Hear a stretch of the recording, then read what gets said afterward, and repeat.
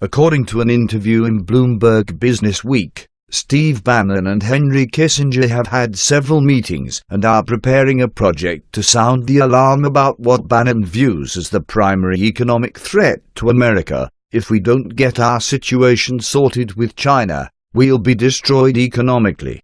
The forced technology transfer of American innovation to China is the single biggest economic and business issue of our time.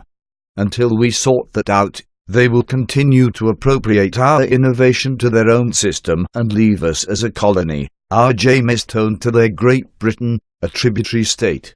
This is a bit of hyperbole, referring to England's Jamestown colony of Virginia, formed in 1607, but it illustrates the fear that Bannon is presenting of a reversal of roles between China and America, with China becoming the dominant world economic power.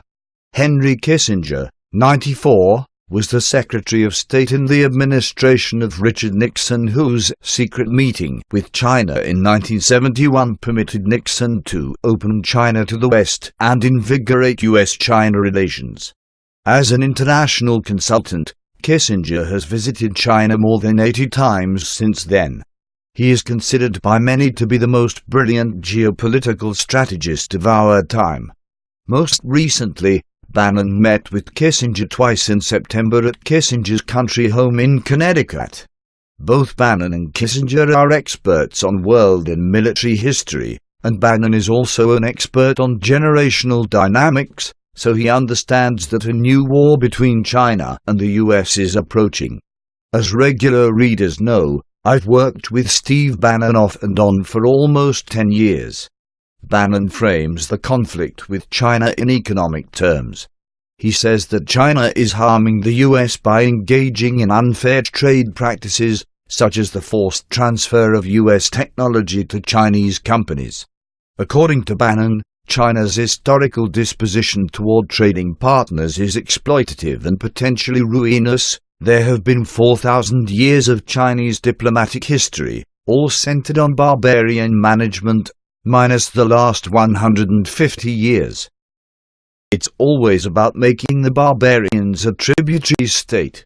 Our tribute to China is our technology. That's what it takes to enter their market, and they've taken $3.5 trillion worth over the last 10 years. We have to give them the basic essence of American capitalism, our innovation.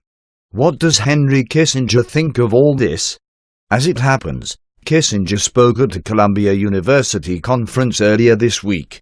Possibly with his meetings with Bannon in mind, his speech emphasized that America and China must have economic relations to avoid World War III and global destruction. China's Belt and Road Initiative, in seeking to connect China to Central Asia and eventually to Europe, will have the practical significance of shifting the world's center of gravity from the Atlantic to the Pacific, and will involve the cultures of Eurasia, each of whom will have to decide what relationship to this region they will see, and so will the United States. It is said by many scholars that never before has a power grown in one region as China is doing, and that its interaction will lead to tensions and maybe even war. We do not have this choice.